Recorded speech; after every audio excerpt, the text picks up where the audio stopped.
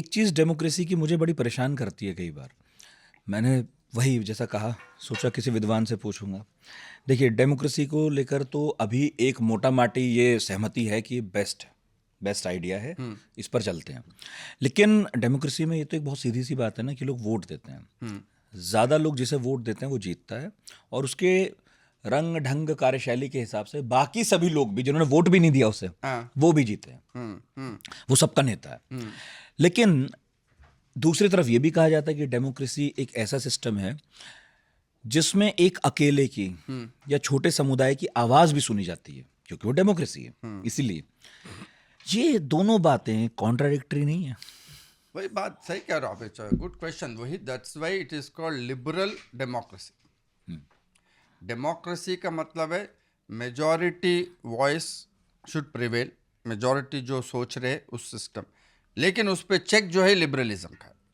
इसको इस कॉम्बिनेशन है लिबरल डेमोक्रेसी, कॉन्स्टिट्यूशनल डेमोक्रेसी। इसको कॉन्स्टिट्यूशनल डेमोक्रेसी क्यों कहते हैं? कि भाई डेमोक्रेसी में majority can very easily become majoritarian. ये मेजॉरिटी और मेजॉरिटेरियन में फ़र्क है।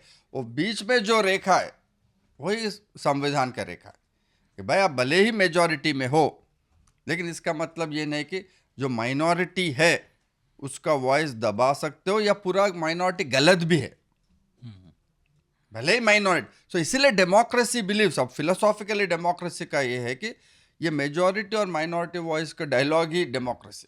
कि भाई आप माइनॉरिटी में हो, आप इलेक्शन हार चुके हो, आपको हम गलत मान रहे, फिर भी हम आपका बात सुनने के लिए तैयार है। इसी को कहते हैं प्रिंसिपल ऑफ फोरबेरेंस। क्योंकि आप अगर बहुत डीपली आप अगर सोचे, ये प्रिंसिपल ऑफ फोरबेरेंस का मतलब है मेरे पास ताकत है लेकिन मैं आपके ऊपर यूज नहीं करूंगा, मैं अपने आप को कंस्ट्रेन करूंगा। अगर आप सोचिए नितिन, ये प्रिंसिपल अगर हम हटा दे, डेमोक्रेसी चल नहीं सकती।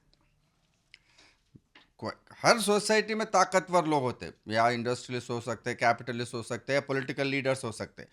वो आपको मार के निकल सकते हैं, कोई पूछेगा नहीं। क्यों रुकते हैं वो? ये सिविलाइजेशनल प्रिंसिपल है, इसी का नाम है फोरबेरेंस। कि भाई आपके पास भले ही कितना भी ताकत हो, उसको रेस्ट्रेन करना ही डेमोक्रेटिक का सिविलाइजेशनल एथिक है। आज जो विश्व में हम पॉपुलिस्ट मूवमेंट में जो देखने के लिए, वो लिबरलिज्म का क्राइसिस है। वो सोच रहे भाई उसको, उनको नया कॉमन सेंस जो बनता जा रहा है दुनिया में, वो ये है कि भाई जब मेरे पास ताकत है मैं क्यों रुकूं? तो डेमोक्रेसी तो बची, उसका लिबरल जो आप कह रहे हैं हाँ, लिबरल जुड़ा हुआ है, वो धीरे धीरे गिर रहा है। गिर रहा। इसलिए कैस मडे करके एक डच स्कॉलर है, he says it this illiberal democracy is a response to undemocratic liberalism. इसका हिस्टोरिकल रूट ये है कि लिबरलिज्म जो रहा है वो अनडेमोक्रेटिक इसलिए था क्योंकि वो ज़्यादातर लोग जो ग्राउंड पे है उन पे एक्सेसिबल नहीं था। लिबरल इंस्टीट्यूशंस, कॉन्स्टिट्यूशन सोचे, कॉन्स्टिट्यूशनल प्रोविजंस कभी लोगों के पास पहुंचा ही नहीं। सो ही सेज डेमोक्रेसी जो है वो basically it will become illiberal, कि लोग डेमोक्रेटिक मेजॉरिटी लॉजिक को यूज करके आज लिबरलिज्म पे गुस्सा दिखा रहे हैं कि भाई हम रूल ऑफ लॉ, जैसे योगी जी यूपी में कर रहे, रूल ऑफ लॉ क्यों फॉलो करें? अगर कोई गुंडा है तो मार गिराओ, रूल ऑफ लॉ गया। सेपरेशन ऑफ पावर्स क्यों होना चाहिए? जब एग्जीक्यूटिव में पावरफुल लीडर है, हम जुडिशरी का बात क्यों माने? Judiciary is unelected body. Why should I listen? Why should I listen to bureaucracy? Why should I listen to civil society? Why should I listen to professors university? तो ये जो majority का बात आ रहा है डेमोक्रेट, तो एक ढंग से जो है ये डेमोक्रेटिक लॉजिक को आगे ले जाने वाला है। इसलिए लोग अभी इससे देर आइडेंटिफाइंग, उसको रेजोनेट कर रहे लोगों में कि भाई डेमोक्रेट हमारा वॉइस है। So this is democracy minus liberalism. So नया जो मॉडल हम दुनिया में पॉपुलिस्ट मोड में देख रहे हैं, चाहे आप यूनाइटेड स्टेट्स का ट्रम्प को लीजिए, बोल्सोनारो को लीजिए, मैक्रोन को लीजिए, ली पेन को लीजिए, उधर टर्की में एर्डोगन को लीजिए, या हमारा मॉडल यही है कि they are all illiberal democrats. Democrats तो है, ये डेमोक्रेटिक तो है क्योंकि इलेक्शन में आ रहे।